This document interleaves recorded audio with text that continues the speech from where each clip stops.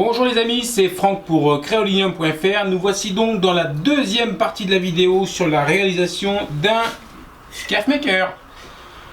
Donc je vais attaquer la réalisation de la troisième partie, c'est-à-dire la pièce C, qui va venir coulisser entre les deux pièces A et B.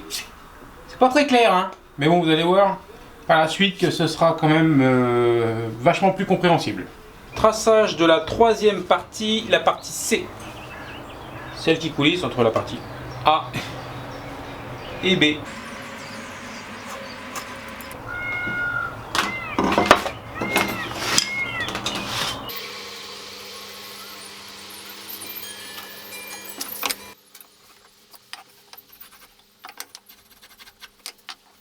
Donc voici les parties que je vais enlever. Je vais garder uniquement cette partie là en faisant attention à pas trop manger là, car il va y avoir la queue d'aronde qui va venir coulisser dans la partie A. Donc là je coupe à la cote finale à mon trait d'arasement ma pièce C, car pour la passer dans la machine c'est un peu plus compliqué si je laisse les petits bouts un petit peu dépasser.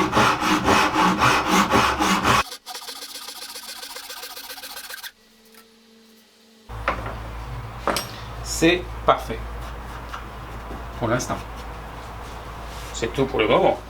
Je vous invite à regarder la vidéo jusqu'au bout, vous allez voir ce qu'il ne faut surtout pas faire.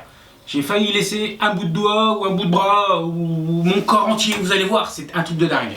Donc à tout de suite. Et je viens de m'apercevoir que j'ai le petit moineau à l'air. Donc je le ferme devant vous, devant vos yeux ébahis. Donc voilà, regardez bien jusqu'au bout.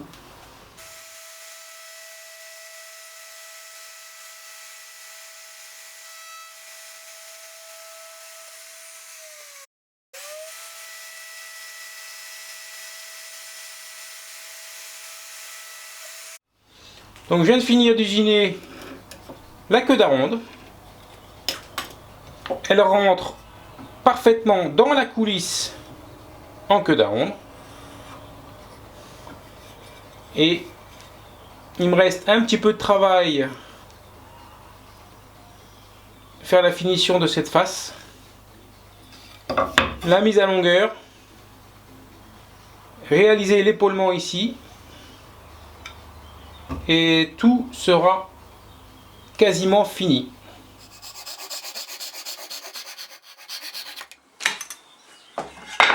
Je suis tellement malin que je viens de faire une boulette. Mais c'est pas grave.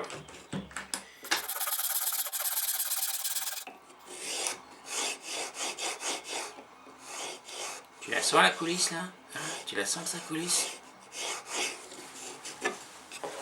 La pièce B vient ici. La pièce C vient ici, mais il faut que je réalise un petit usinage, car j'étais un petit peu gourmand à la scie à ruban.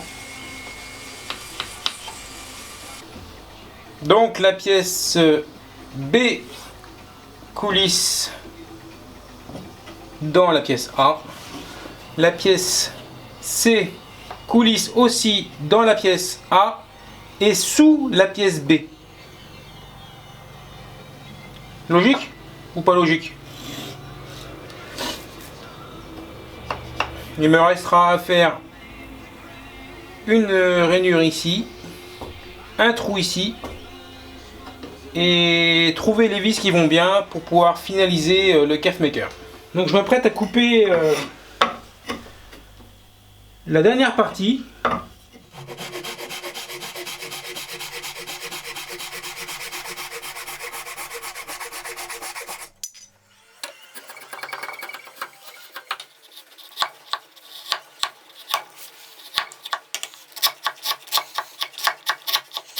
Voilà, il n'y a plus qu'à réaliser les dernières rainures pour passer les vis, les écrous molletés et la finition, le ponçage, un petit coup d'huile qui va bien et tout sera terminé.